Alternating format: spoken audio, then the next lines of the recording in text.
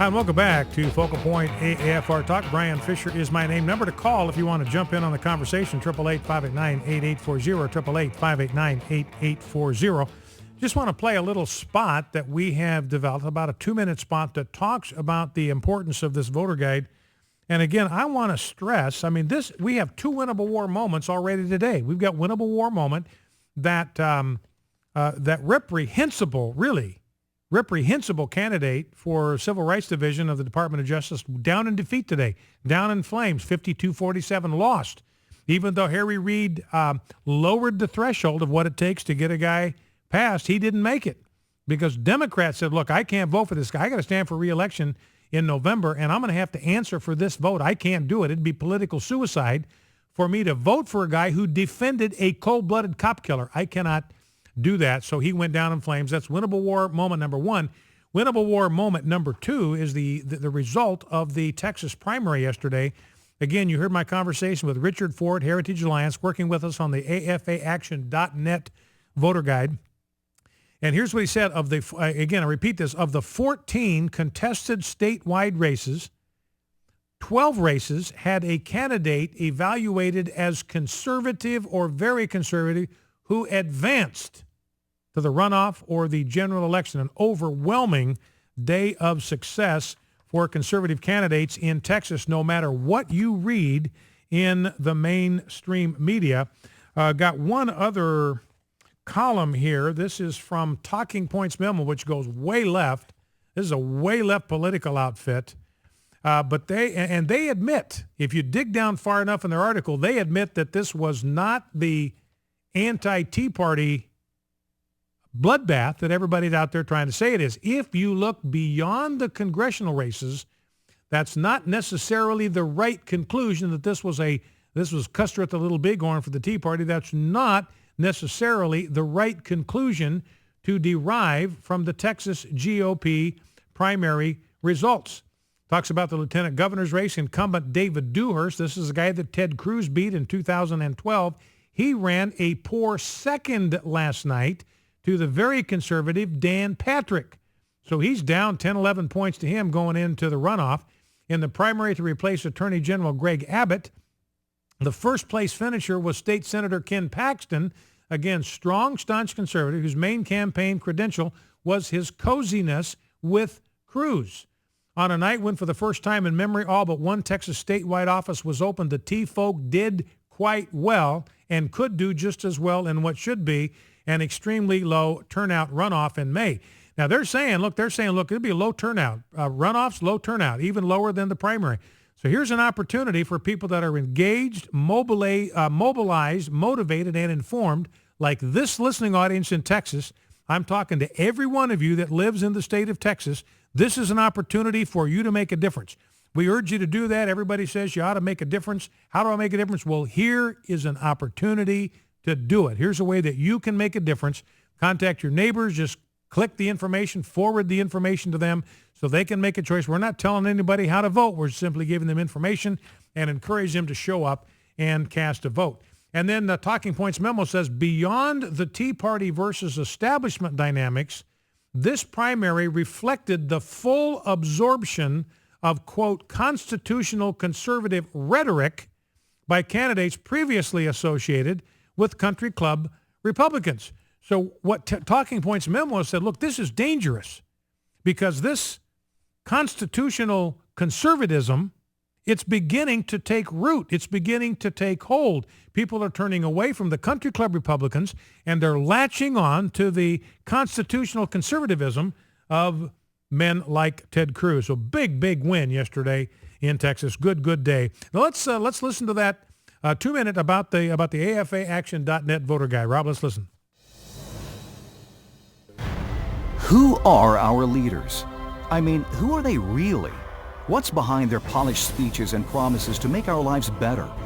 A recent Pew Research poll showed that over 80% of people don't trust Washington to do what's right. Scandals, broken promises, and core Christian values being attacked every day are only making that number rise. There's a growing disconnect between politicians and the citizens they represent. The only way to affect change in Washington is to vote. primary elections are where most elections are won or lost. Less than 20% of registered voters actually vote in the primaries, but primaries determine the election. So then, how do we know who to vote for? The iVoter Guide is an in-depth, high-quality, web-based, nonpartisan, and user-friendly guide to inform voters on their choices in each election. We rate politicians on a scale from very liberal to very conservative. But what goes on behind this rating system? Our team of researchers looks at their history. Who is this person? How have they voted on bills in the past? Who are they giving money to? Who are they getting money from? Each candidate answers questions, and all of this information is then compiled and scored. This process is then multiplied all across the country without losing attention to detail. This will be your guide. The information you see will be customized for your ballot. On the website, you can get as much or as little detail as you want. Our goal is for you to be informed so that you know that your vote is making an impact. Small changes in voter mobilization can alter an election. Together, we can help return our nation to its founding principles. 5 million Christian households could literally elect a majority in Congress. By using this guide, you will know that your choice is an informed one as we seek to change this country one vote at a time. AFAAction.net, that's the place to go for this voter guide. About 80 million evangelicals in America, self-identified. Only 40 million of those, only half of those roughly are registered to vote, and only half of the ones that are registered to vote actually show up and vote. That means that of all of the evangelicals, self-identified evangelicals in America, only 25% are casting their votes. They're actively engaged in the political process. If that number could be boosted to 50%, then evangelicals, ladies and gentlemen, evangelicals could determine the outcome of every single election in America at every single level. Let me repeat.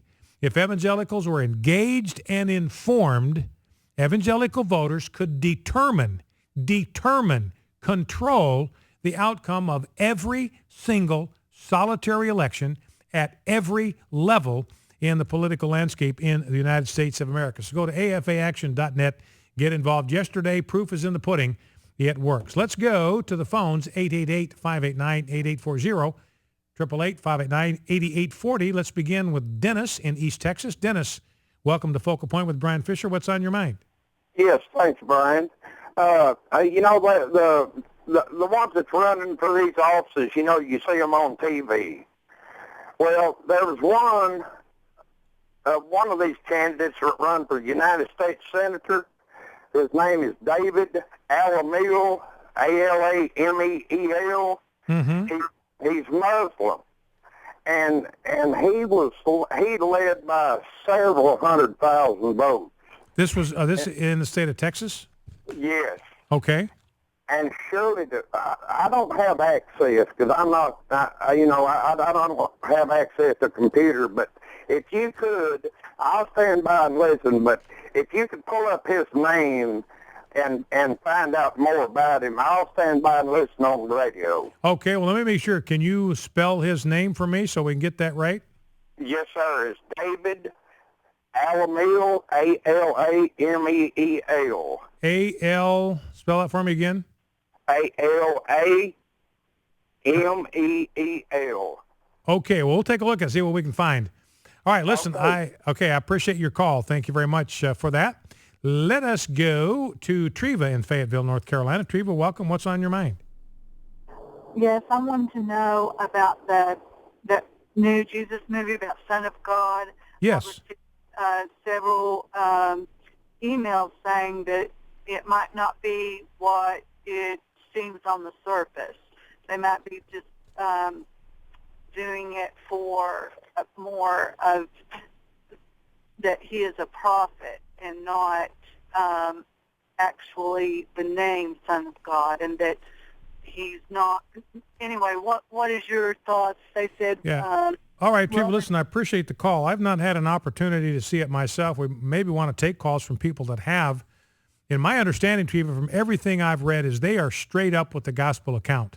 So they present Jesus just as the Gospels present him, as the incarnate Son of God. So I don't think you have to worry on that score. I think they're largely faithful to the gospel text. I think they take some artistic licenses at different places, but not in any way that diminishes the reality of the claims of Christ about himself and the claims of the Gospels regarding Christ. So I think you're going to find that to be safe. I'll tell you, my only quibble with the Son of God, from what I know, my only quarrel with the movie is that they left Satan out of the story.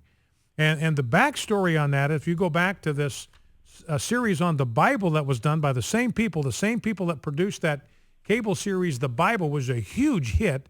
One of the biggest cable series in history, huge hit, and they made an effort to be as faithful as they could be to the biblical text, including the confrontations of Christ with Satan in the New Testament. And the actor that was portraying Satan looked just like Barack Obama. I mean, it was spooky how much he looked like Barack Obama. And he's a dark, shadowy, sinister figure, and which is what Satan is. And so they got so much blowback, and they were using footage from the cable series. They were taking footage from the cable series, and then they were turning it into this movie about Jesus as the Son of God. And they got so much blowback. They got so much blowback for that they cut all of the stuff that had to do with Satan. And the reality is, without Satan, what do you need the gospel for? I mean, that's the whole point of the gospel. John says in 1 John 3, for this reason, the Son of God was manifest to do what? To destroy the works of Satan. So that's my only quibble. It's a minor thing.